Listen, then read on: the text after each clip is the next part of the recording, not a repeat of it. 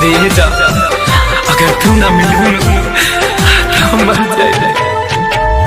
दिल के दर्द दिया के मिले ना दवाई हो, दिल के दर्द दिया के मिले ना दवाई हो।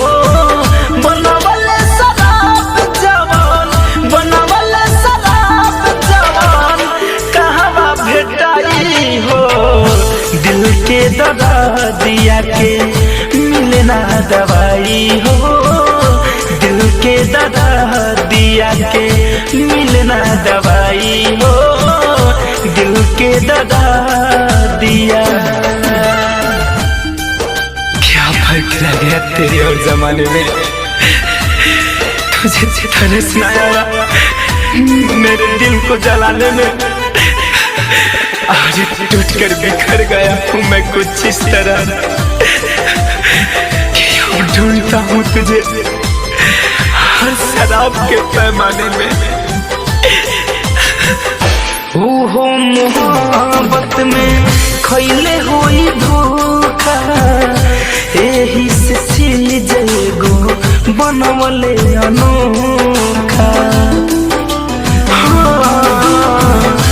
ओहो मोहब्बत में खैले होई धोखा, एही से चीज एगो बनवले अनोखा।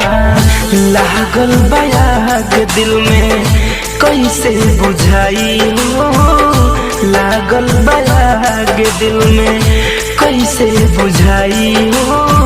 बनवले शराब जवान, बनवले शराब जवान कहवा भेटाई हो। दिल के दर्द दिया के मिले ना दवाई हो, दिल के दर्द दिया के मिले ना दवाई हो, दिल के दर्द दिया।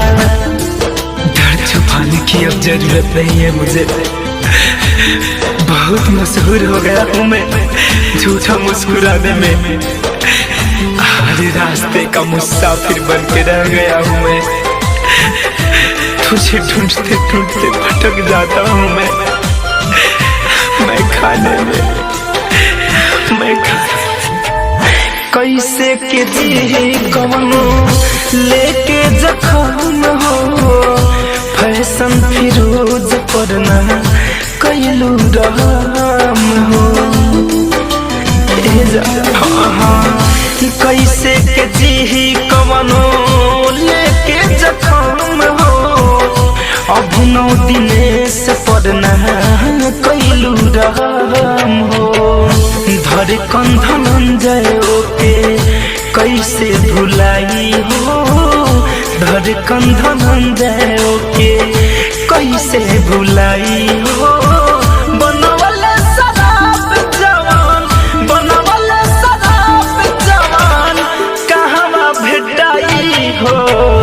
दिल के दर्द दिया के मिले ना दवाई हो, दिल के दर्द दिया के मिले ना दवाई हो, दिल के दर्द